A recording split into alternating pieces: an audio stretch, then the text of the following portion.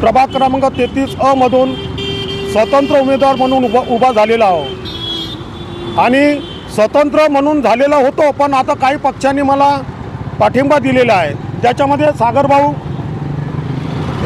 गजबिये यांच्यासुद्धा मला अपक्षाच्या माध्यमातून पाठिंबा मिळालेला आहे। काय तुमचं चुनाव चिन्ह आहे? आणि माझे चुनाव चिन्ह ट्रक आहे।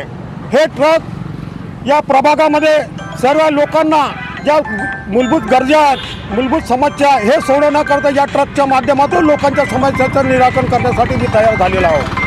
आपण BSPचे कार्यकर्ता आहात, परंतु काय पार्टी तुम्हाला? मी 12 ते 17च्या दरम्यान BSमध्ये राहून 12 ते 17च्या दरम्यान नगरसेवक बनलेलो होतो। नगरसेवकात 10,800 वोटं घेऊन मी विजय झालेला होतो, पण काही माध्यमातून काही चुकामुक पक्षाच्या लोकांनी मला पैसे मागायचे, 2-3 लाख मागायचे, त्याकरता माझी तिकीट नाकारली आणि मी लोकांच्या भरोशावर जनतेचा विश्वास ठेवून मी आज या स्वतंत्र उमेदवार म्हणून आज इथे या प्रभागामध्ये उभा झालेला आहोत।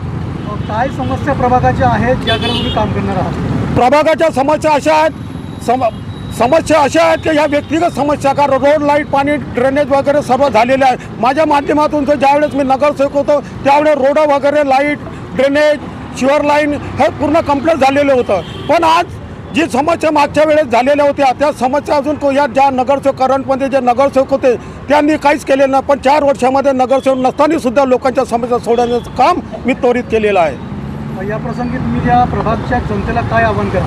या प्रभागात जनतेला असं आवाहन करतो की मी मागील 40 वर्षापासून जनतेचा सेवक म्हणून लोकांच्या घरोघरी जाऊन लोकांची सेवा करत असतो। आज मला पक्षाने तिकीट नाकारल्यामुळे मी आज स्वतंत्र उमेदवार म्हणून प्रभाग 33मध्ये उभा झालेला आहोत। आज लोकांना, जनतेला माझा असा विश्वास ठेवतो की अजय डांगे हा खरंच आपल्या जनतेच्या समस्या सोडवण्याचा प्रबळ दावेदार आहे, म्हणून मी जनतेचा धन्यवाद देतो। जनतेला यांनी मला प्रचंड बहुमताने निवडून देऊन ट्रक या चिन्हाची बटन दाबून मला प्रचंड मताने निवडून द्याल हीच माझी विनंती आहे। जय भीम, जय भारत। जमलं?